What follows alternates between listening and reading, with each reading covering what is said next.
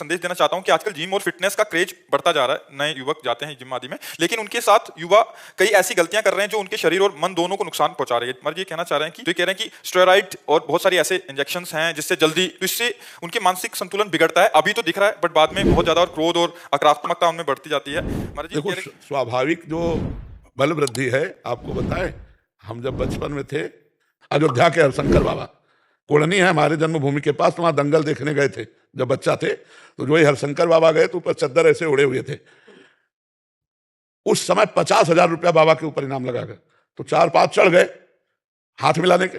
बाबा ऐसे हाथ पकड़ के ऐसे मारते, 3-4 खोपड़ी वाले से चले जाते, 4-5 बोले अयोध्या का सिंह है, फेंका चला ऐसे बजरंग बली एकदम बाल ब्रह्म, वैसे चलते थे बाल ब्रह्मचारी, मारा ऐसे तो फट गया अखाड़ा, धम्म से गिर गए तो तालियां बज गई, एक छलांग में ऊपर हनुमान जी की तरह, और ऐसे किया था।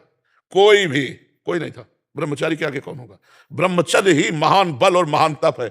आप क्या समझते हो बल किसे कहते हैं? जो काम को पछाड़ दे, क्रोध को पछाड़ दे, मोह को पछाड़ दे, दूसरों का हित करे, दूसरों का मंगल करे और पवित्र भोजन पाए। ये मुर्गा मुर्गी खा के बलवान बनना चाहते हैं? तो हमारे बुजुर्ग ने हमको सिखाया था, बांध लंगोटा बचा के इंद्री, ब्रह्मचर्य।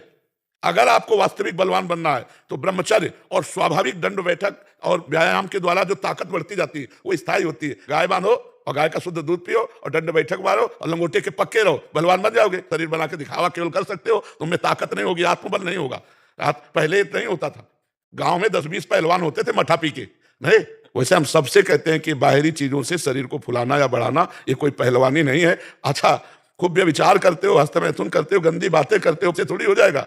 ब्रह्मचर्य से रहो, नमक रोटी खाओ, और हम तुमने देखा है ऐसा पहलवान, और ऐसे को गद्दा की तरह उठा के पटक दिया, क्योंकि ब्रह्मचारी है और नियमनिष्ठ है। हम जानते थे वो सदवई में था,